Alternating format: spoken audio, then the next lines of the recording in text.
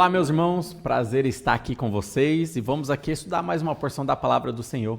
E para hoje, meus irmãos, nessa tarde, vamos analisar aqui a temática sobre a unção do Senhor. Meus irmãos, eu gostaria de falar que você já foi ungido por Deus. Às vezes, no nosso meio, vamos dizer assim, mais tradicional, mais conservador, essa palavra unção, a palavra ungido, talvez possa soar um pouco estranho. Por quê? A palavra unção, a palavra ungido ficou muito comum no meio pentecostal ou neopentecostal. E, infelizmente, essa palavra ela tem ganhado novos significados nesse meio. A gente vai perceber que a Bíblia fala de unção, a Bíblia fala de ser ungido pelo Senhor, mas infelizmente em alguns meios neopentecostais, essa palavra unção, essa palavra ungido, ganhou sentidos estranhos. Por exemplo, eu acredito que você já ouviu falar sobre a unção do riso.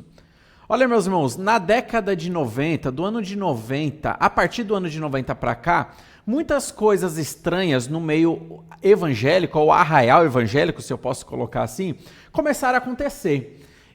Isso, por exemplo, a unção do riso que eu acabei de citar aqui, foi um dos eventos estranhos que surgiu também a partir dessa década, mais ou menos aí de 90, onde um pastor de uma igreja, ele vai lá e assopra em cima das pessoas, ou ele começa a rir, dar gargalhadas, e do nada a igreja toda, todo mundo fica rindo, caindo no chão, se estribuchando, girando, mas todo mundo dando gargalhada.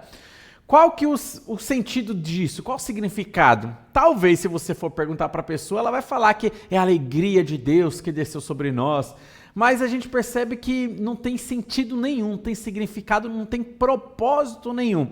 Mas são as bizarrices que têm acontecido no meio. A unção do paletó ficou também bastante famosa, né? Há um tempo atrás, onde certo profeta, pastor, pregador, não sei, ele pega o paletó dele, sai correndo naquela fila, passando o seu paletó e o pessoal, todo mundo começa a cair.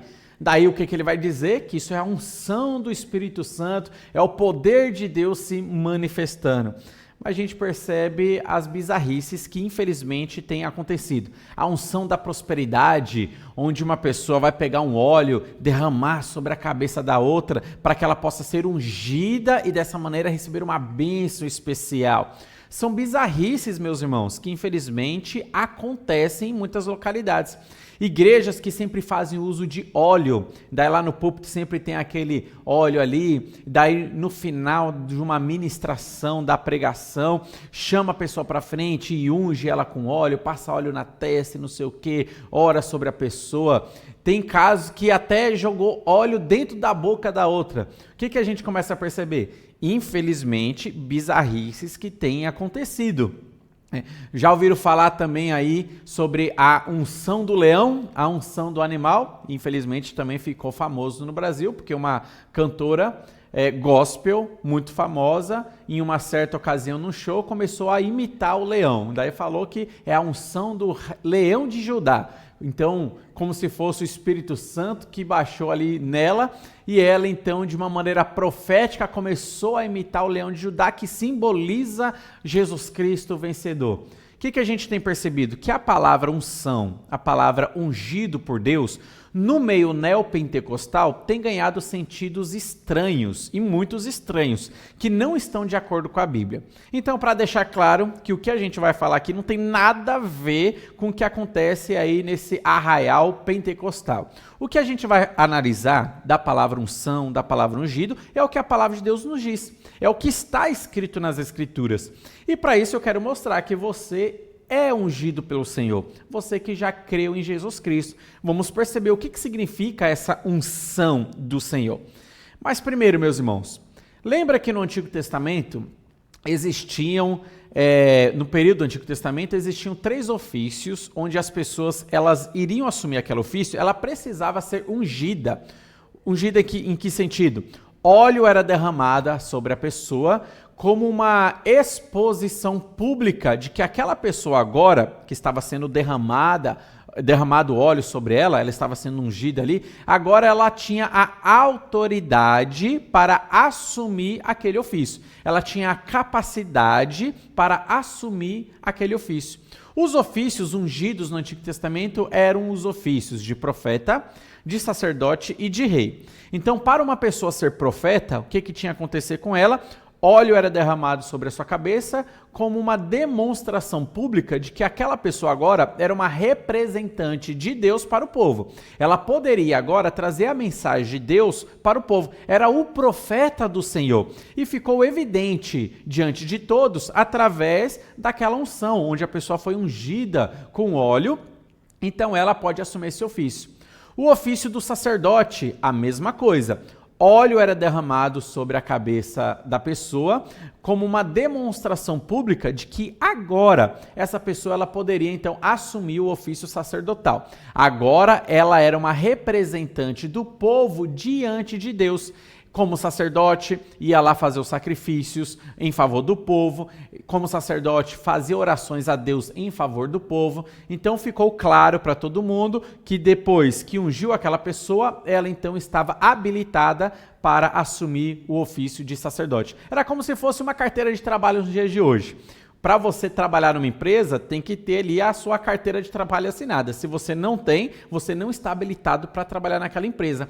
Era praticamente assim, vamos dizer, fazendo essa comparação com a unção do óleo também. A pessoa era ungida com óleo, estava ali praticamente assinando a sua carteira de trabalho para ser um profeta, sacerdote ou também rei. O rei também. Óleo era derramado sobre a sua cabeça como uma demonstração pública de que agora ele era o rei da nação de Israel.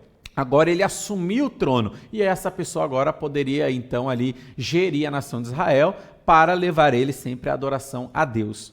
Meus irmãos, adentrando agora a era da igreja, adentrando o Novo Testamento, adentrando o que a gente chama de dispensação da igreja, a era que nós vivemos, a nossa unção, meus irmãos, não é com óleo. Nós não temos nenhum versículo da palavra de Deus que fala que o crente tem que ser ungido com óleo físico. Não. A nossa unção, nós vamos perceber que não é com óleo. Nós perceberemos que a nossa unção tem nome. A nossa unção é uma pessoa. Você foi ungido por Deus no dia da sua conversão. A nossa unção é com o Espírito Santo. E a palavra de Deus fala que nós já fomos ungidos com o Espírito Santo. Eu lerei aqui para vocês 2 Coríntios, capítulo 1, versículo 21 e o versículo 22. 2 Coríntios, capítulo 1, versículo 21 e 22 dizem assim: Mas aquele que nos confirma convosco em Cristo e nos ungiu é Deus, que também nos selou e nos deu o penhor do Espírito em nosso coração. Percebeu que o versículo está declarando que você já foi ungido por Deus pelo Espírito Santo. Meus irmãos, o que aconteceu? No dia em que você se arrependeu dos seus pecados, no dia em que você creu na mensagem do Evangelho, naquele exato momento você já foi ungido pelo Espírito Santo. Naquele exato momento, o Espírito Santo habitou dentro de você. Ser ungido pelo Espírito Santo é ter a habitação do Espírito Santo em nossa vida. E, meus irmãos, esse ato não é um ato demorado, onde vai progressivo, onde vai levar tempos e tempos. Não, é um ato instantâneo. No dia em que você creu, você já foi selado com o Espírito Santo, você já foi ungido com o Espírito Santo, você já foi batizado no Espírito Santo. Então, o Espírito Santo adentrou na sua vida e agora nós temos o Espírito Santo dentro de nós, mostrando que agora nós pertencemos à Igreja de Cristo, mostrando que agora nós pertencemos a Cristo Jesus, porque todo aquele que tem o Espírito Santo dentro de si, essa pessoa agora pertence a Deus. As pessoas que são ímpias, as pessoas que são descrentes, as pessoas que são infiéis a Deus, as pessoas que não querem crer no Evangelho, estas pessoas não têm o Espírito Santo dentro delas, ou seja, não são salvas e, consequentemente, a palavra também se aplica para elas. Não são ungidas, não são seladas, não são batizadas no Espírito Santo. Então a gente percebe que a unção do Espírito Santo é você ter o Espírito Santo dentro de si, como o versículo aqui está dizendo para nós. Vamos avançar um pouco mais no nosso entendimento. Olha só o que diz Efésios, capítulo 1, versículos 13 e 14, falando sobre o Espírito Santo habitar dentro de nós. Os versículos dizem assim: em quem também vós, depois que ouviste a palavra da verdade, o evangelho da vossa salvação, tendo nele também crido, fostes selados com o Espírito Santo da promessa, o qual é o penhor da nossa herança, até o resgate da sua propriedade, em louvor da sua glória. Perceba, meus irmãos, que no dia em que você creu, você foi selado com o Espírito Santo. Lá em Coríntios diz, no dia em que você creu, você foi ungido com o Espírito Santo. São termos diferentes para se tratar da mesma coisa, da habitação do Espírito Santo dentro de nós. Então percebeu que hoje em dia, infelizmente, a palavra ungido, a palavra unção, tem sido usado de uma maneira estranha no mundo neopentecostal? Mas a gente percebe que na palavra de Deus, essa palavra aparece, a palavra ungido, a palavra unção, e ela significa simplesmente que o Espírito Santo está dentro de mim. Olha, meus irmãos, infelizmente, mais uma vez, no mundo neopentecostal, quando eles falam que estão cheios do Espírito Santo, são ungidos com o Espírito Santo, acabei de ser batizado com o Espírito Santo, eles começam a fazer coisas onde eles ficam descontrolados, ou começam a falar em línguas que seriam sons sem sentidos, palavras que na verdade não tem nenhum tipo de significado e não tem nenhum idioma que a gente possa compreender, línguas soltas, sons variados. E eles ficam descontrolados, o que é que eles vão dizer? Não, isso é a manifestação do Espírito Santo na nossa vida. Por isso que eu estou descontrolado, eu perdi o controle de mim mesmo. Por que a pessoa começa a rodopiar lá no meio daquele culto, lá e não para, não para? Porque eles vão dizer que estão descontrolados, porque quando o Espírito Santo chega, a gente não tem domínio de nós. E realmente o Espírito Santo toma conta da nossa vida. E algumas pessoas caem no chão e começam a rolar. É porque o Espírito Santo que está aqui dominando a nossa vida, eu perdi o controle de mim mesmo, porque agora eu sou do Senhor. Meus irmãos, isso é bizarrice, e eu falo com isso tranquilamente, com todo respeito às pessoas que acreditam na manifestação dos dons, ainda alguns dons para os dias de hoje. Nós somos cessacionistas, alguns irmãos são continuistas, mas infelizmente eu vejo que isso é um erro teológico. Olha, na palavra de Deus diz que quando nós estamos cheios do Espírito Santo, ao invés de ficarmos descontrolados, a Bíblia fala que o fruto do Espírito, uma das manifestações do fruto do Espírito é o domínio próprio. Perceba bem, se a Bíblia diz que o Espírito Santo traz domínio próprio, por que eu vou dizer que a presença do Espírito Santo em minha vida vai trazer um descontrole onde eu não tenho controle de mim mesmo? Opa, está sendo antagônico. Essa experiência com a palavra de Deus é contraditória. Entre a experiência da pessoa de ficar descontrolada e a palavra de Deus que fala do domínio próprio, eu fico com a palavra de Deus. É aqui que está o correto. É a palavra de Deus que está certa. O que então a gente está percebendo? Que todos nós que já cremos em Cristo Jesus fomos ungidos com o Espírito Santo. E a unção do Espírito Santo não significa que você tem que fazer manifestações miraculosas. Nada disso. A unção do Espírito Santo é simplesmente a sua habitação dentro de nós. Ou seja, no dia em que você creu, o Espírito Santo habitou dentro de você, te selou, te ungiu. Pronto, é isso aqui que é a unção do Espírito Santo em nossa vida. Olha um pouco mais adiante, 1 João, capítulo 2, falando ainda desse assunto. 1 João, capítulo 2, lerei aqui os versículos 19 e o 20, que dizem assim para nós: eles saíram do nosso meio.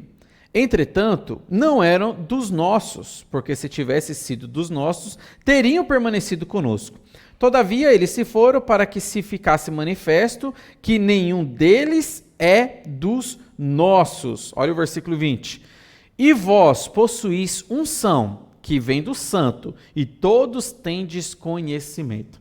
O que o versículo está nos dizendo, meus irmãos? Que aquele que não tem a unção de Deus, ele pode acontecer da pessoa sair, se desviar. É o que o versículo 19 está dizendo. Eles saíram de nós porque não eram dos nossos. Você já viu histórias de pessoas que, infelizmente, pessoas que cresceram na igreja, pessoas que se desenvolveram ali na igreja, mas chegou em alguma certa fase da sua idade, aconteceu alguma coisa que a pessoa abandonou a fé. Foi para uma outra religião, foi para o mundo, virou ateia, não quer saber de Deus e a pessoa realmente abandonou a fé. O versículo se aplica exatamente para essas pessoas. Saíram de nós porque não eram dos nossos. E o versículo 20 explica. Olha, meus irmãos, nós temos a unção do Espírito Santo. Nós ficamos em Deus, nós ficamos na igreja porque nós temos a unção do Espírito Santo. E quando fala temos a unção do Espírito Santo, o Espírito Santo habita dentro de nós. Essas outras pessoas saíram porque elas nunca tiveram o Espírito Santo. Elas nunca se converteram, o Espírito Santo nunca habitaram dentro delas. Ou seja, nunca foram seladas pelo Espírito Santo, nunca foram ungidas pelo Espírito Santo. Então, ou seja, elas não têm a salvação em Cristo Jesus. Então, meus irmãos, existe a possibilidade da pessoa que frequenta a igreja ser uma mera religiosa, mas se ela não tem o Espírito Santo, existe a possibilidade de uma hora ou outra ela abandonar a fé, ela sair da igreja, deixar sua máscara cair e mostrar que verdadeiramente ela nunca creu no sacrifício de Jesus Cristo. E a Bíblia fala, quem não tem o Espírito Santo de Deus não pertence a Deus. É o que está escrito em Romanos capítulo 8, versículo 9, quero ler aqui para você. Romanos capítulo 8, versículo 9 diz assim: Vós, porém, não estáis na carne, mas no Espírito, se de fato o Espírito de Deus habita em vós. E se alguém não tem o Espírito de Cristo, esse tal não é dele. Se alguém não foi selado com o Espírito, se alguém não foi ungido com o Espírito, se alguém não creu em Jesus Cristo, essa pessoa não pertence a Cristo. Se o Espírito Santo não habita dentro da pessoa, a pessoa ainda não pertence a Cristo. Ela não faz parte da igreja invisível de Cristo. Ela não faz parte do corpo de Cristo. Ela pode ser a pessoa mais religiosa do mundo, mas se ela não creu em Cristo, ela não tem o Espírito Santo. Se não tem o Espírito Santo, ela não pertence a Cristo Jesus. Não pertencendo a Cristo, ao morrer, essa pessoa não irá para o céu. O destino dela será o inferno, visto que ela nunca se arrependeu dos seus pecados e não tem o Espírito Santo na sua vida.